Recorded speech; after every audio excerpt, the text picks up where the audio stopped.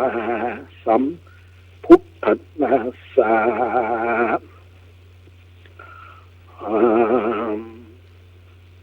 เอกังสัมมายังภควาลาจากะเหวิหาลันนันติกิจจกุเตปัปปะเตเตนะโคปันนะสัมมาเยอานายัสสัมมาอนันโทอภานติอาโกอภานติอาโกโหติทุกขะเวตาอันนาปะเวตานาภลาอากิอาละอาโนเอวเมสุตังนิตานะวัจจันนังเป็นนิตานะวัจจันนะกัตถามิดังนาเอกังสมัยยังมีในสมัยยะสัตว์หนึ่งสัตว์ภควาอันว่าพระพุทธเจ้าแห่งเราอยู่สัตถิสัมลานาเหนือโดยกิจจะอากุฏนาเตนะโคปันนะสัมมัยเยในกันละเมื่ออันนั้นเมื่อนั้น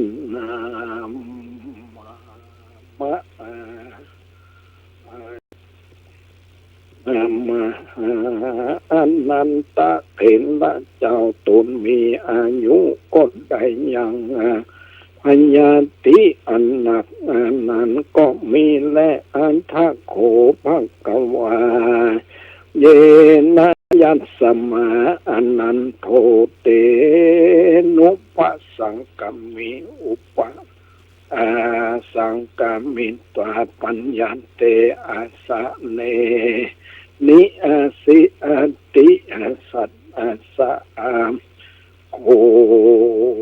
สัสสะนิสัสสะโคภะคะวาอายัสสมันตังเอตถาโวจะทะในกันละนานภะคะวาอันว่าพระพุทธเจ้าก็เข้าไปสู่สำนัก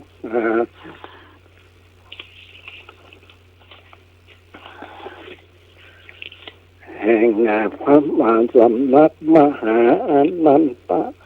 เถระเจ้ามีในที่ใดพระพุทธเจ้าก็เข้าไปในที่นั้นแล้วก็นั่งอยู่เหนืออาสนะอันมหาเถระเจ้าหากปูไว้ดีนักก็กล่าวว่าอาจิเตอนันทะขมานิยังกะอาจิทุกขเวทนาปฏิกะมันนาปฏิกะโมสานังปันนาญาสะอภิกะโมอภิกะโมติอันดังนี้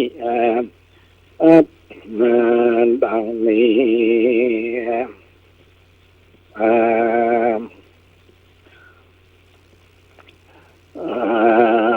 ดังนี้อันนั้นตะตัวตะวังอันว่าภายอันว่าอันตั้นภานทิโกอันว่าพญาธิแห่งปั้นกะจิยังแควนอันจะเหลือรู้ว่าบนยังแควนนั้นจะในการละเมื่อนั้นส่วนอันว่ามหาอันนั้นตะเถระเจ้าได้ยินกรรมอันพระพุทธเจ้า อ่านดังอ่านเจ้าก็กล่าวว่านะเมพันนันเตขามนิอย่างนาอย่างความนิอย่างนาเวตนาอภิกรรมันติโนปัสกรรมันติอัมภิกรรมโมสานังความยายติโนปฏิกะโมติดังนี้แหละ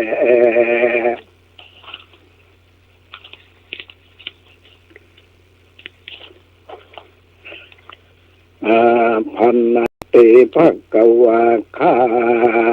แห่งพระพุทธเจ้าอาพาธีอันนาวาปัญญาธิแห่งคาเป็นทุกขเวทนามากนักปัญญาธิปัญญาอันจักอย่างแควนนั่นก็หาบทใดแก่อาคารและอันอาทะโขภะกวาในกัลนันพระพุทธเจ้าก็ออกกล่าวว่ากันหิอันตังอิมังสัลลากะลิวิตจาสุตตังยังภวิสันติภะยังว่าสัมพิตตังวโลมหังโสนะเหสติปิจตุภานังปลิอาสานังภิกขุภิกขุนังอุปาสกานังอุปาสิกานังลิปันโตปัลละปัลลายสุขายยัสสหิอนันนาตะสัมมาสัมพุทธันเทสัมมาสัมพุทโธอิมังสัลลากลิวิจาสุตังเตสิตังอนันตะดูลานันตะต้านจุงจักถือเอาอย่างสัลลากลิวิจาสุตอันนี้สัมมาพุทธสัมพุทธเท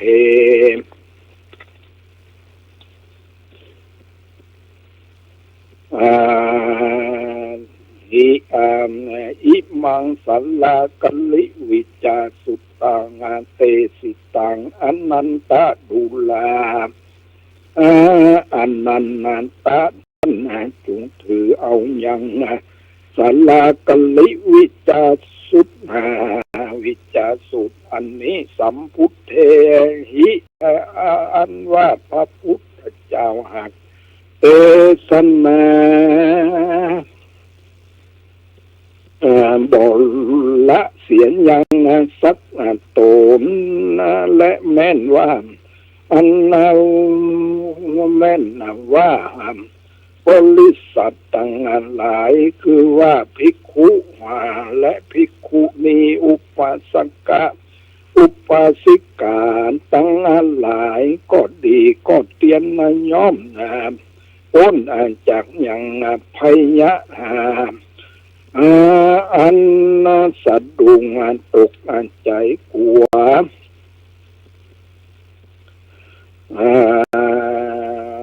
พอเสนาคนลุกก็มีแหละว่าอุปาทพญาพญาธิโลกาตั้งมวลก็ลำนับกับหายไปเสียแก่ปุกละตั้งหลายฝูงนั้นบ่อยากจะแลวิอัปปะสิสัพพิอนันตะสัมมาสัมพุทธานาสาอิมังสัลลากลิวิจาสุตังภาสิตัง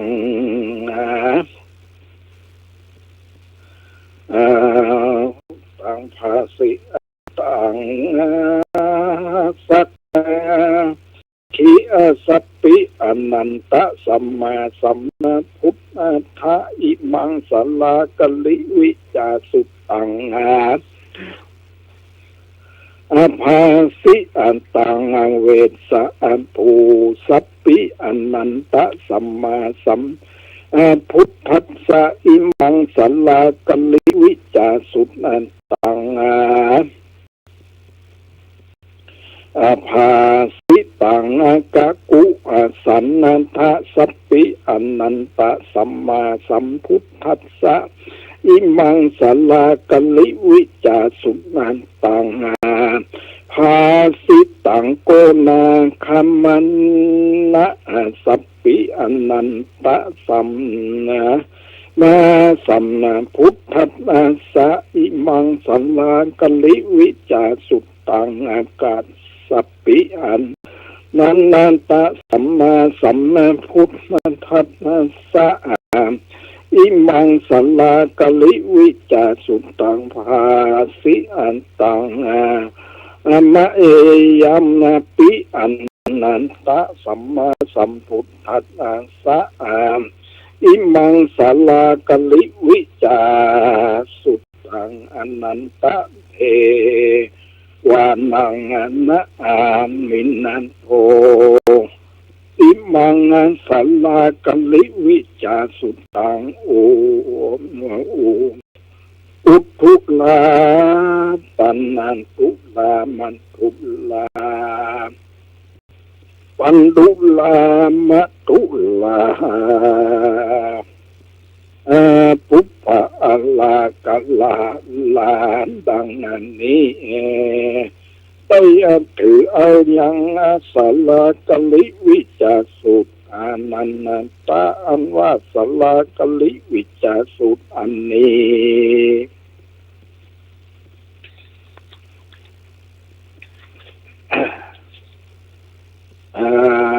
พระพุทธเจ้าวิปัสสีหากเทศนาไว้เพื่อเป็นประโยชนะแก่คนและเทวดาตั้งหลายอันสิทธิ์หายไปยันด้วยอภัยอุนตลายมากอุนตลายตั้งมวลมีโลกาพยะเป็นนันตนแอบเป็นตนมีมรณะพยะอันเป็นปริโยสานวันนั้นนั่นแหละดูกลาอนันตะอันว่าสาอันว่าพระพุทธเจ้าตนชื่อว่าอาสิกขีตนตัดสลุใหญ่ยธรรมตั้งมวลก็เตรียมย้อมนันเตนาแก่สัพพะสัตนาตโลกตั้งงานหลายเพื่อพ้นจากกังวลโอนตลายตั้งหลายนั้นและอนันตทุลาอัน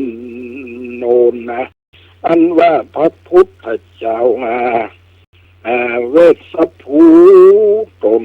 ตัดสลุใหญ่ยันธรรมตั้งมวลก็เทศนาไว้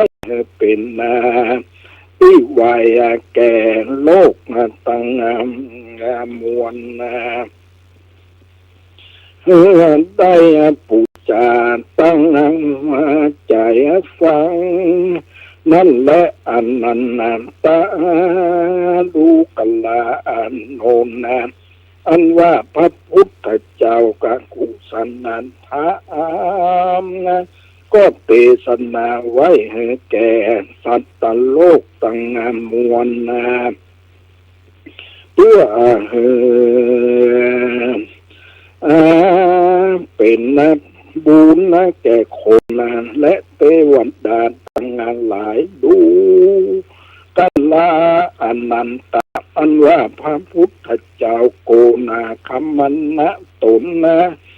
อันโพดปล่อยยังสัพพะสัตตังสัพพะสัตตโลก ตั้งหลายตั้งมวลเฮือป้นจากเสียนน้ำคือว่ามิตรสาทิศทีตั้งหลายนั้นก็เทศนาไว้ให้เป็นประโยชนะแก่สัตว์โลกต่างมวลก็มีและดูกัลลาอนันตะอันว่าพระพุทธเจ้ากัสสปะตุนาตัสสลูทานนั้นตั้งมวลก็เทศนาไว้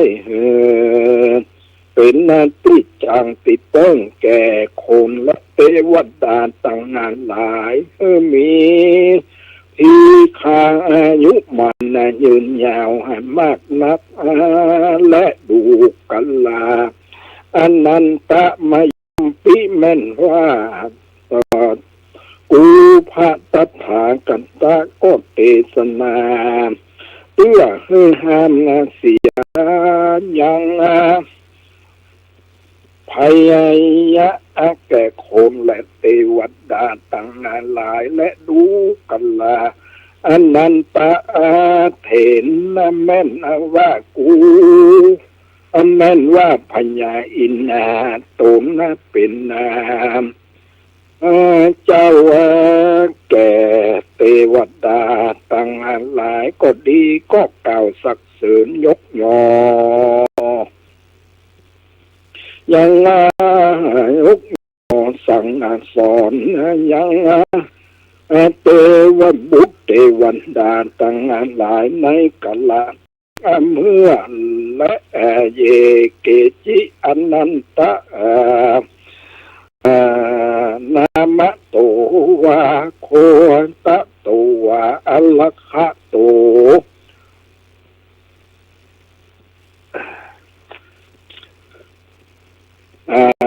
วาอายัคคะโปติโกวายัคคะมหามตุวายัคคะมหามติวาปริสะโจวายัคคะปัตตจาโลวากันนันทะโปวากันนันทะปิยวานาเนี่ยกันทะปิวากันนันทะโปตะโกวากันนันทะมหามะตุวากันทะมหากันมะตุวากันทะปริสัตโตวากันทะปัจจโลวากุมพันโทวากุมพันนันดีวากุมพันนันทะโปตะโกวากุมพันทะโปติกาวากุมพันธะโปติกุมพันธะปริสะโจวากุมพันธะปัจจโลวานาโควานาคีวานาคะโปตะโกวานาคะโปติกาวานาคะปริสะโจวานาคะปัจจโลวาตัทธุทธจิตอันโตภิกขุโอวาภิกขุนีวาอุปสกาวาอุปาสิกาวากุติยาลขายะวิหิงสายะภาสุวิหาโลจาติโสอุตตลังนารัพติอานันตะอันว่าธรรมวัดสาลากัลิวิอาจาสุอันนี้เป็นประโยชน์นะกว้างขวางมากนักแก่สัตว์ตันโลกตั้งมวลบ่อาจจักบ่อาจจักลักบ่อาจจักลักษาถูตันจุว วันจุคืนบ่อยากจะแลสัพเพสังขารานังแม่นว่าโคมโจรทั้งหลายฝูงอาธรรมกัดตำบาปจักมากัดตำลายแก่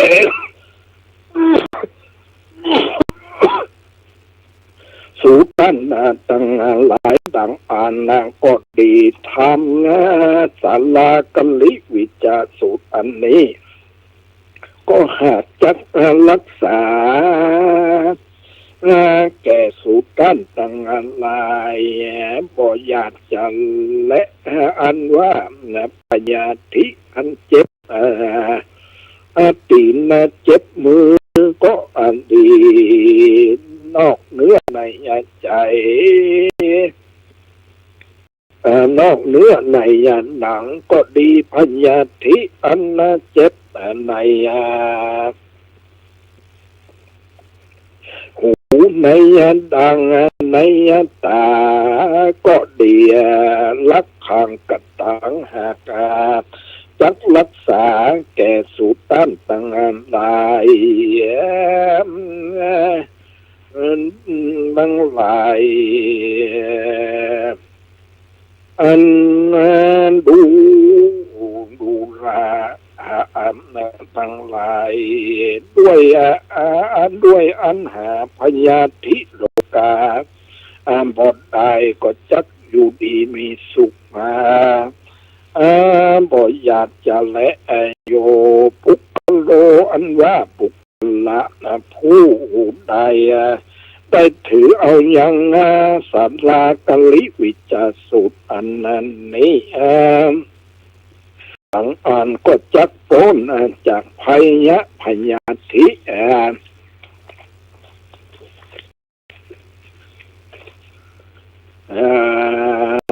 โลกา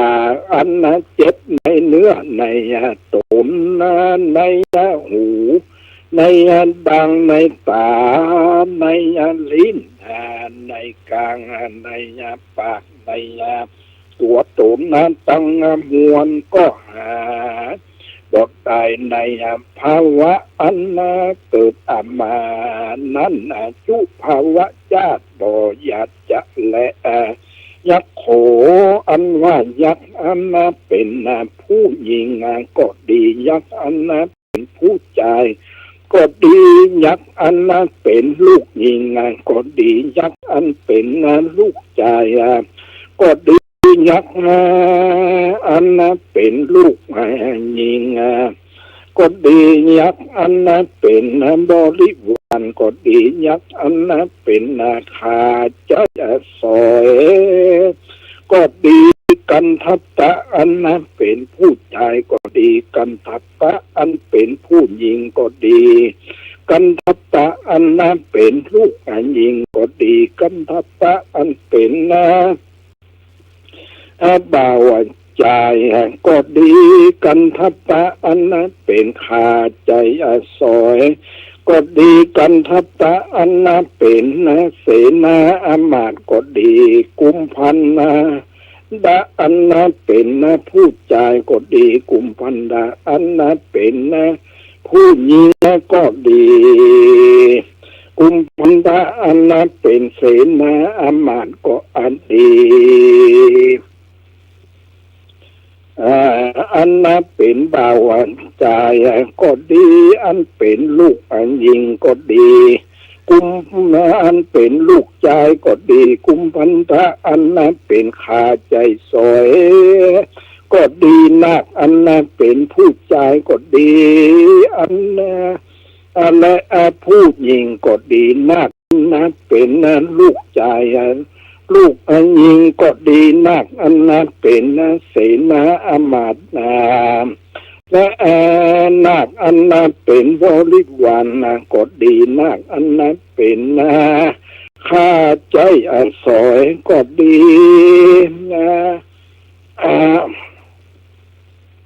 ปัตตะจิตโตหลอนหากมีใจเกียดกาหากจักรักษาด้วย น้อมแล้วก็จักถึงสัมปติอันมากนั้นนักอิทัมโว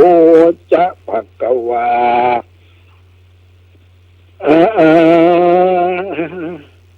มามัตตาวาวามะนายัสสมาอนันนโท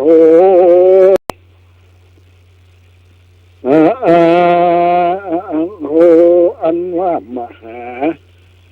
เถระเจ้าก็พ้นจากพญาธิตั้งมวลตั้งมวลในขันธ์บัดเดียวนั้นและแล้วก็ไหวพระพุทธเจ้าว่าพันนาเตภกวาคาแห่งพระพุทธเจ้าอาหังอันว่าขาวุฒาหิก็อัปโอนจากยังโลกาตังมวลเสียแก่ขาบัดอันนี้อันแล้วก็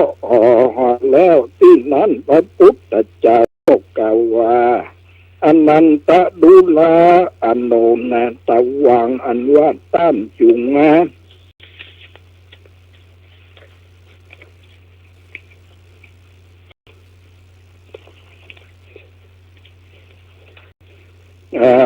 จักถือเอาอย่าง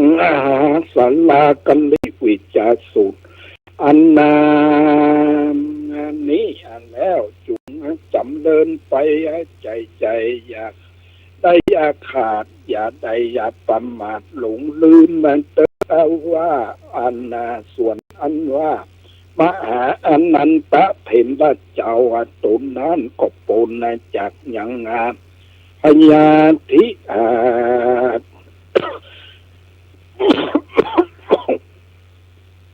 พญาตั้งมวลแล้วดังอ่านเจ้าก็มีลัศมีลาลังสีเนื้อตุนอันเล่างามมากอันนักก็มีและวังกาโยสาลิโลนิทุกโขนิลุปัทถโวนิอภะโยโอนิอนันตะลาโยภาหุโภโคภาหุยะโสภาหุทะโนภาหุปัญโยภวันตุเต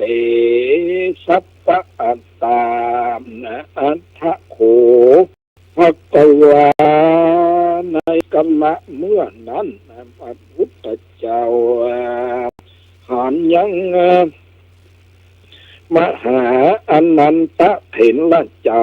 พ้นจากยังพญาธิโลกตั้งมวลดังอ่านพระพุทธเจ้าก็เมื่อสู่กันทาอุดีแห่งตูนก็มีวันนั้นและแล้วก็อายุสวดสันดีก็มีและอนันตะอันว่ามหาอนันตะเถระเจ้าก็มีวันเนื้อตูนอันเล่างาม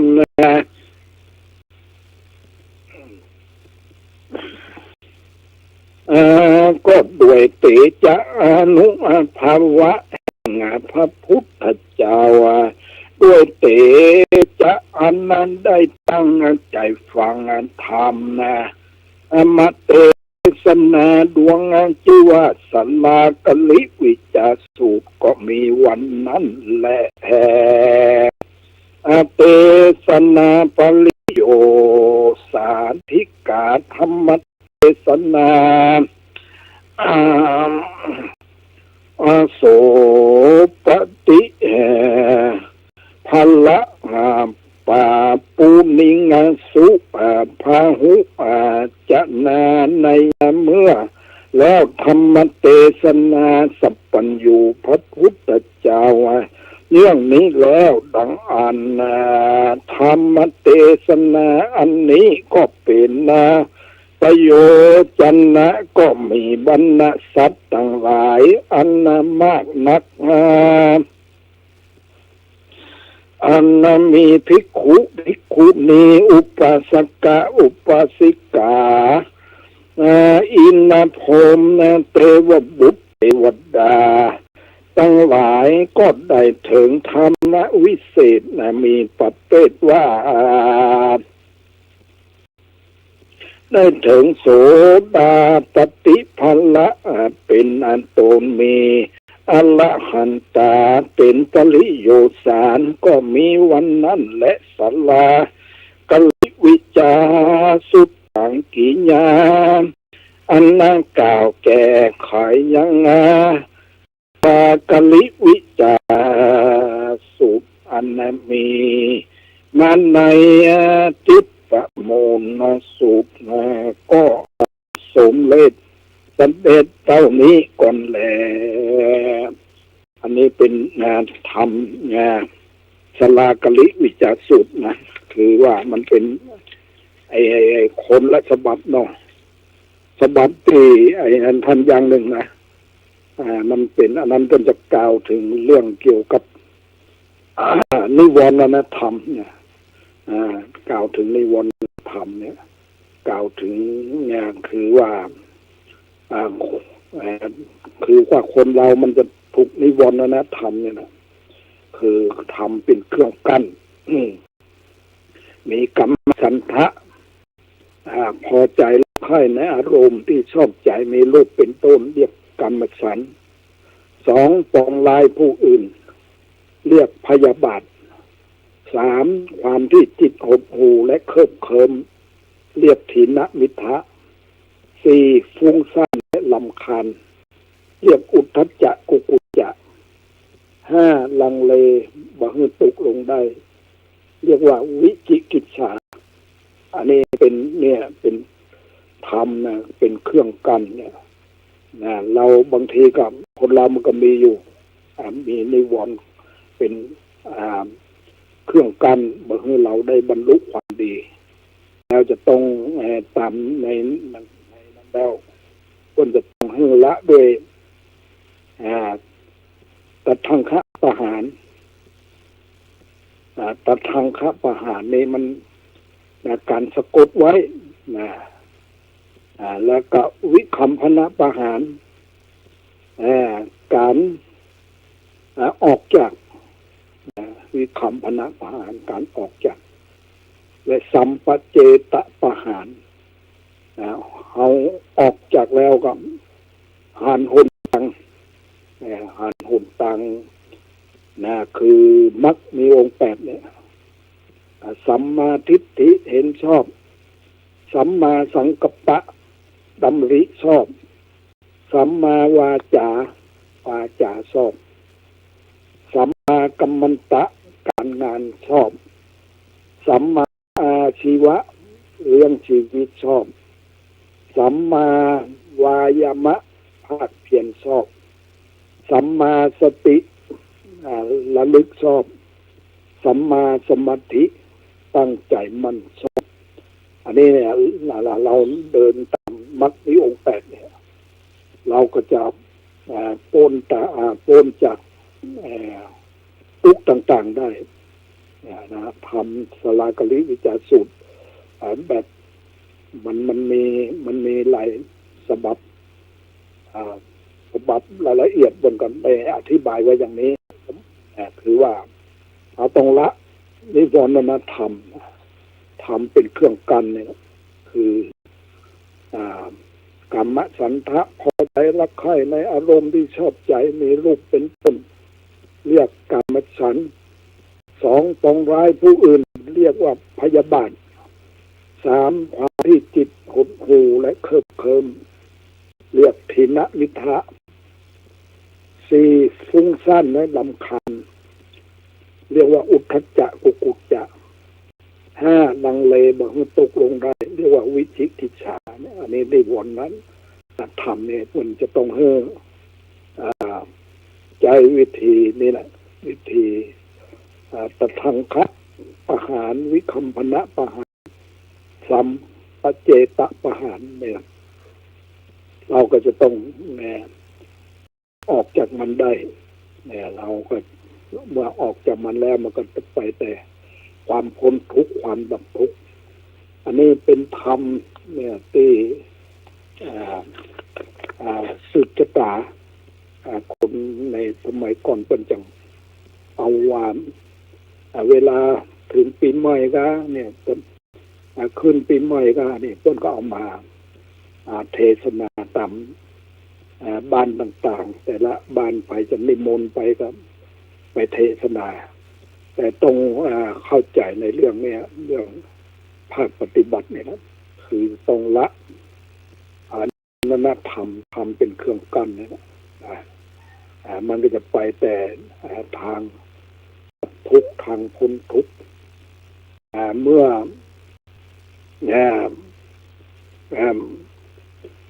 บักที่วัน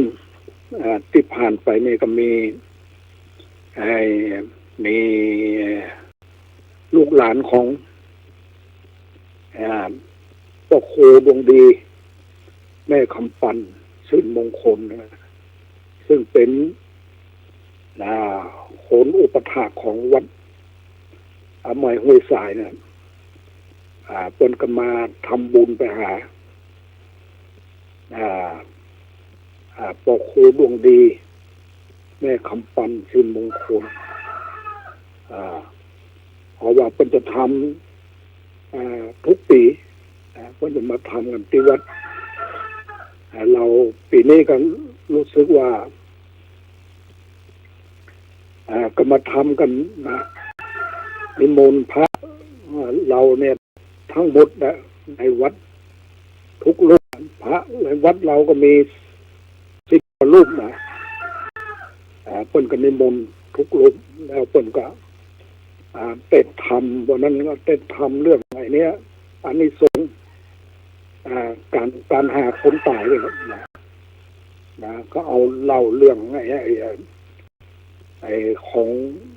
พราหมณ์ผู้หนึ่งนะลูกตายไปแล้วก็ใจคนไปส่งเข้าไปทำบนทบแล้วก็ไปส่งเข้าลูกของตัวเองเนี่ยเป็นเวลานานถึงปีแล้วนะแล้วก็มาดูนกับไปเข้ากับฝันว่าที่มาลูนาเนี่ยหมายความมันก็ไปปะใส่พระสงฆ์เนี่ยพระสงฆ์บนมาบิณฑบาตมากับจะข้ามไปบ่ได้ก็เลยเอาใส่บาตรแล้วอุทิศกุศลไปให้กับ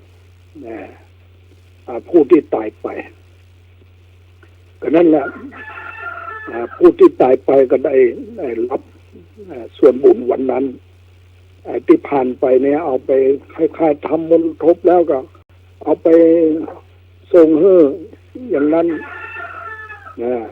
ก็บ่ได้รับผลเนี่ยเพราะว่ามันไปทำต้องทำบุญอุทิศไปหาผู้ที่ตายไปนะทำบุญกับพระสงฆ์องค์เจ้าเนี่ยอันนี้ทำเป็นได้พูดเทศนาธรรมอันนี้ส่งตามหาคนตายวันนั้นกับหมู่ลูกเต่าเหล่าหลานของปกครูดวงดีและแม่คำปันชื่นมงคลเพิ่นก็มาทำแล้วก็เราก็ได้พูดถึงเรื่องว่าไอ้นี่นะว่าปกครูดวงดีเนี่ยเป็นก็เป็นอุบาสกหรือว่าอุบาสกก็มีความดูแลเกี่ยวกับวัดวาอารามต่างๆนะเป็นก็เนี่ยเสียสละปัจจัยยังมา สร้างวัดสร้างวาแล้วยังทำตัวเป็นผู้เป็นอุบาสกนะคือว่าเข้าใกล้พระรัตนตรัยเนี่ยคือมานอนวัดนอนวาแล้วก็ถืออุโบสถศีลเนี่ยกับแล้วพยายามจักจวนคนอื่นเหมือนกันแต่ว่ามันก็มีตอนนั้นช่วงระยะที่เป็นมีชีวิตอยู่เป็นก็เนี่ยทำเป็นตัวอย่างอันนี้เป็นเรียกว่าเป็นอุบาสกผู้เป็นผู้เข้าใกล้พระรัตนตรัยเราก็บอกว่านี่แหละพวกครูดีเนี่ยเพิ่นก็มีความศรัทธาเลื่อมใสตอนนั้นไปเนี่ยปี32แล้วปี32เนี่ยเราไปอินเดียนะเราก็ชวนแกไปเหมือนกันละแต่เพิ่นก็บอกไปเพิ่นก็ไปเนี่ยไปภายหลังเราไปปีนึงไปกับปกครูอย่างปีอยู่เป็นผู้อุปถาธรรมวัดเจริญนะไปกับพ่อครูนั้นเปิ้นไปแล้วเปิ้นก็ติ๊กมาเนี่ยนะเปิ้นก็บอกว่าว่าท่านจะสร้างกุฏินี่เนาะเราก็ว่าจะสร้างเหมือนกันนะเพราะว่าตอนนั้นมันเป็นกุฏิหลังไม้ครึ่งปูนครึ่งนะผมเป็นกับมีจิตศรัทธาที่ไปเลื่อมใสในไปอินเดียแล้วนะมีความเลื่อมใสมีศรัทธามาจ้างสร้างทำกุฏิให้กับเราก็บอกว่าเอาสัก8 ศอกแล้ว9 ศอกเนี่ยเอาเนี่ยเอาแบบอินเดียนี่แหละ8 ศอก9 ศอกคือบ่เฮือกว้างบ่เฮือมันใหญ่เท่าใดเนี่ยแล้วหลังคานี่ก็ต้องทำตีหลังคานี่ก็ทำเป็นคอนกรีตเสริมเหล็กนี่นะเทหลังคาอย่างภายหลังมามันก็ยังว่านั่นนะมันก็นั่นอยู่คือว่าฝนมันตกลงมามันน้ำฝนมันไหลมันบ่หมดมันก็ซึมลงมาเราก็ว่าเขาจะต้องแก้ไขอย่างไรอันนี้มันรูนมาก็ต้องเขาจ้างมาแต่งหลังคาเพื่อทำมาแต่งหลังคาคือว่ามาทำขึ้นทำจันหนึ่งคือมุงหลังคาจำบุญการมุงหลังคาเนี่ยแหละเราก็ไปได้กระเบื้องมุงของวัดสิงห์นะเปิ้นลื้อหลังคาเปิ้นเปิ้นก็ขอเปิ้นก็ฮื้อมาแล้วก็วัดสวนดอกเปิ้นลื้อหลังคาโบสถ์ไปขอเปิ้นก็ฮื้อมาเอามามุงหลังคาเนี่ยเป็น2 จันนะมันก็แก้ปัญหาได้นี่แหละเรื่องกุฏิอันนี้เดิมทีเปิ้นเป็นคนที่ริเริ่มสร้างจ้างสร้างมาทำเป็นคอนกรีตเสริมเหล็กมันยังนั้นอยู่ต้องกันน้ำทะลุมาไม่ได้เพราะว่ามันซึมน้ำมันซึมลงมาก็ต้องแปลงทำจันหนึ่งมันเป็นกุฏิ2 จันเลยอันนี้เราก็ได้เนี่ย ปกครูดวงดีแหละเป็นคนที่เพิ่นไปอินเดียเพิ่นก็เรียกว่าเกิดศรัทธาเนี่ยอย่างแรงกล้าเพิ่นก็เลยมาสร้างกุฏิแล้วก็นั้นหลายอย่างคือสร้างกุฏิแล้วก็สร้างเจดีย์เป็นผู้ช่วยสร้างวิหารแล้วก็นี่แหละตลอดเนี่ยปี30เนี่ยปี30เนี่ยปีเนี่ยเราได้มาอยู่นี่พอ5 ปีแล้วก็มีกันเอามาได้อยู่ที่วัดห้วยทรายนี่ครบ5 ปีก็แต่งตั้งให้เป็นเจ้าวาดเนี่ยอยู่ให้5 ปีแล้ว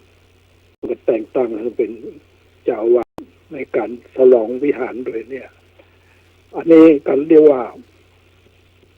แกเป็นคนอุบาสกผู้ที่เลื่อมใสในพระพุทธศาสนาแล้วก็มีความเข้มแข็งในการที่การงานนะอย่างเอาใจใส่ในการทนุบำรุงพระพุทธศาสนาอันนี้เรื่องที่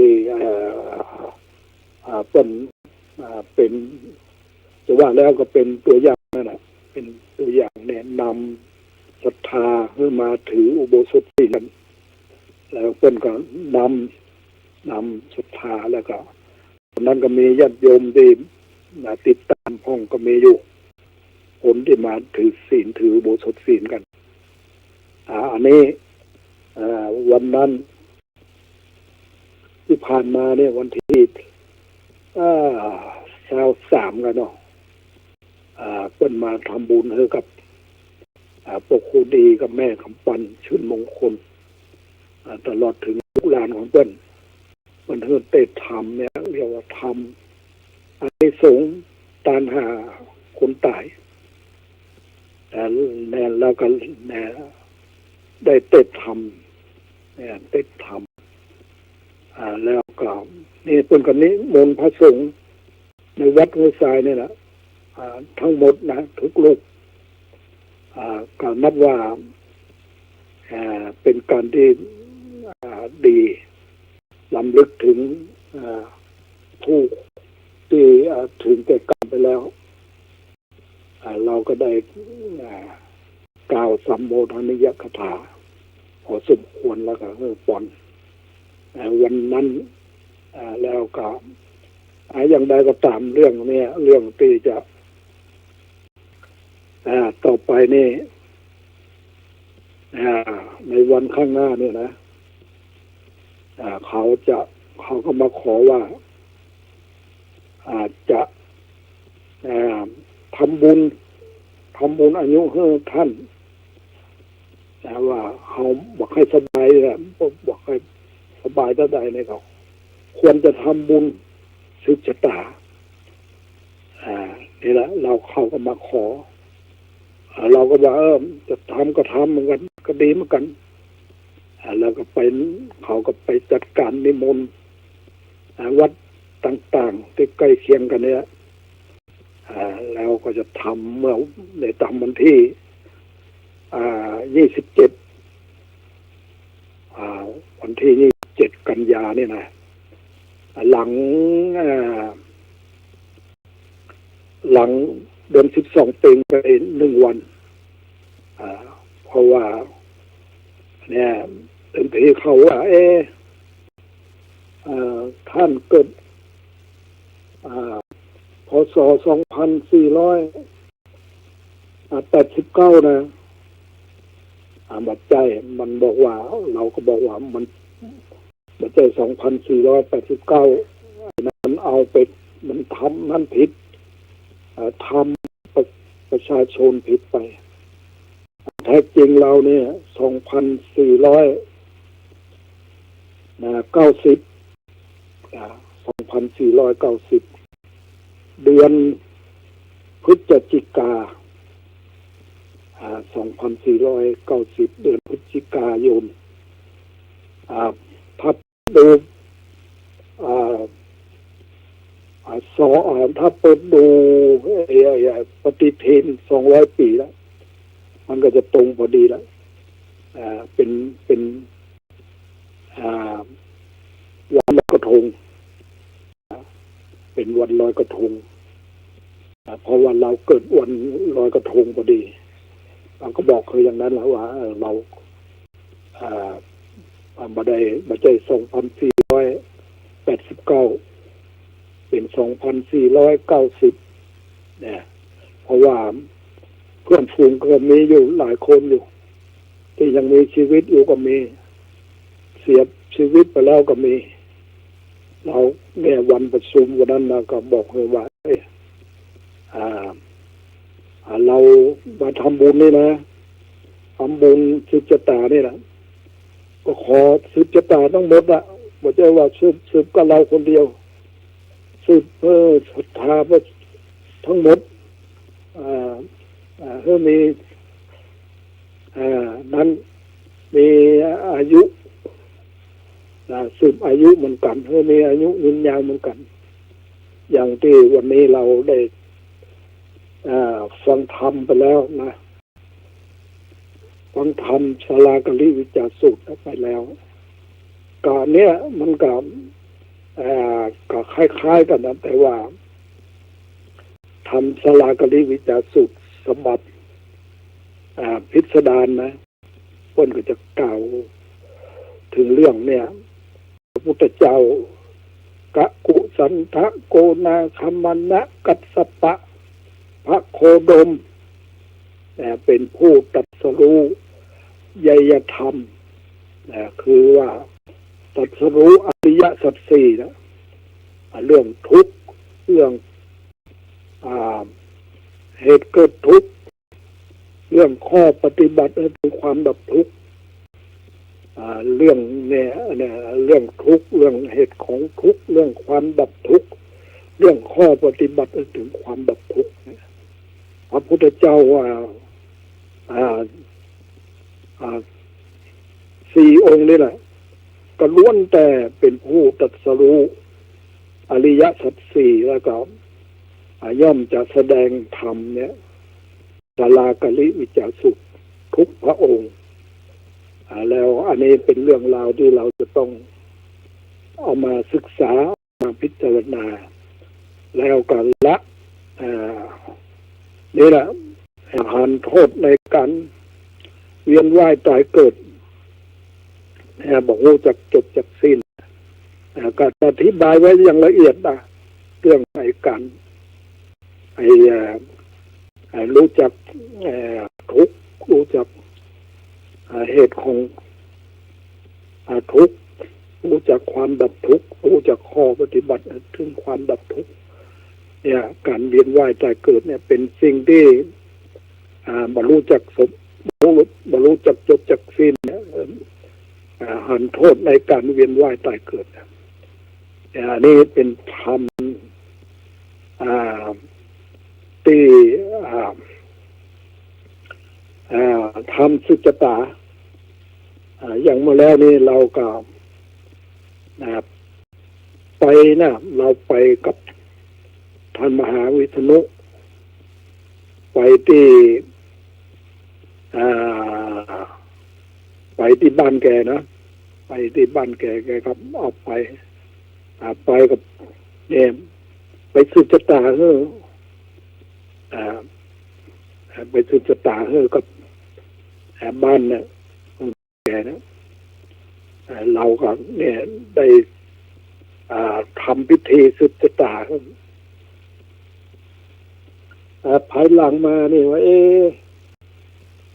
มาเข้ากับฝันว่าเนี่ยว่า